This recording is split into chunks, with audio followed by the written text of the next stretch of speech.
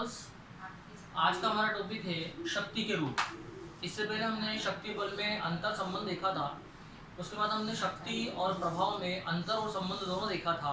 आज हम पढ़ेंगे शक्ति के विभिन्न रूप। शक्ति को सामान्य तौर पर 3 भागों में बांटा गया है। पहला राजनीतिक शक्ति, दूसरा आर्थिक शक्ति और तीसरा विचारधारात्मक शक्ति।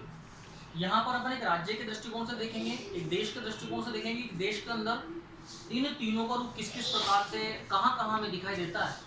सबसे पहला टॉपिक है हमारा राजनीतिक शक्ति। जहाँ तक राजनीतिक शक्ति की बात है तो राजनीतिक शक्ति से तात्पर्य होता है कि समाज के, राज्य के मूल्यवान संसाधन किनमें स्थापित है। क्योंकि हम जानते हैं कि समाज के मूल्यवान संसाधन समाज के लोगों में वितरित पद, प्रतिष्ठा, कर, पुरस्कार, दंड आदि में समाहित होते हैं, जिससे स्पष्ट होता है कि इनके आधार पर हम कह सकते हैं कि देश की राजनीतिक शक्ति उन लोगों में निहित होगी जिनके पास समाज का पद होगा, प्रतिष्ठा होगी, कर होगा, पुरस्कार होगा और दंड होगा। इसी आधार पर अपन देखें तो वर्तमान समय में देश की राजनीतिक व्यवस्था में व्यवस्थापिका, कार्यपालिका और न्यायपालिका के पास ये सभी व्यवस्थाएं विद्यमान होती है।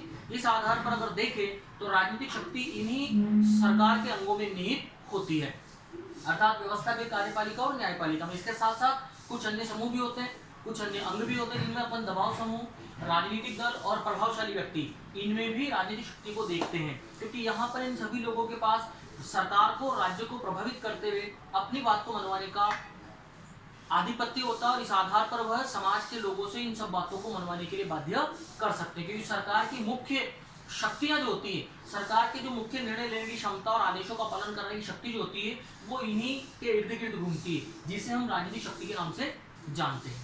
तो पहला टॉपिक है हमारा शक्ति के रूप में राजनीतिक शक्ति।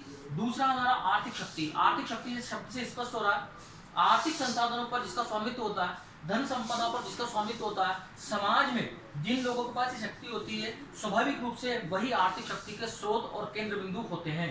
देश में जिन देशों के पास आर्थिक संसाधन अच्छे होते हैं, आर्थिक शक्ति ज्यादा महत्वपूर्ण होती है, धन संपदा ज्यादा पावरफुल होती है, स्वाभाविक रूप से संसार के अन्य देशों पर उन्हीं देशों का आधिपत्य अधिक होता है। आज अमेरिका संसार का एकमात्र महाशक्ति बना हुआ है। उसके पीछे बहुत बड़ा कारण है कि उसकी आर्थिक शक्ति बहुत मजबूत है।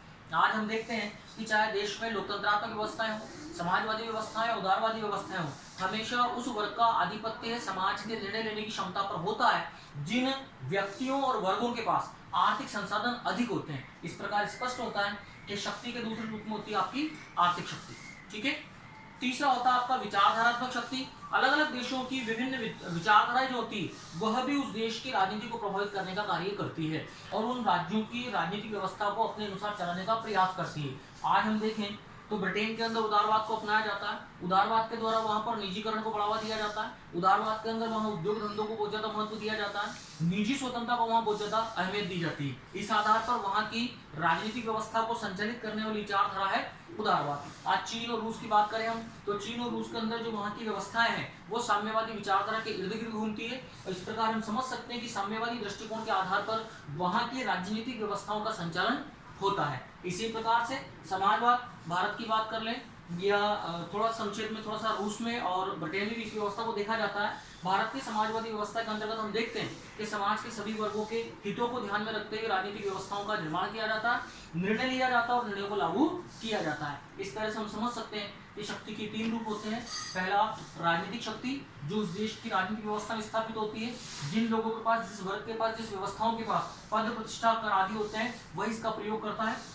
आर्थिक शक्ति, अर्थ के आधार पर, धन संपदा के आधार पर जिस वर्ग का धन संपदा पर आधिपत्य होता है उन्हीं के हाथों में शक्ति होती है, उसी के द्वारा राजनीतिक व्यवस्था का संचालन किया जाता है। और विचारधारात्मक शक्ति, अलग अलग देशों की राजनीतिक विचारधाराएं अलग अलग होती है, उन विचारधाराओं से प्रभावित होकर के वहां पर शासन कार्यों का संचालन किया जाता है। इस प्रकार स्पष्ट होता है कि शक्ति के 3 रूप होते हैं। नंबर 1 राजनीतिक शक्ति, नंबर 2 आर्थिक शक्ति और नंबर 3 विचारधारात्मक शक्ति। आज का टॉपिक इतना से होगा हमारा। इसके नोट्स में आपको सेंड कर दूंगा साथ के वीडियो के साथ ही।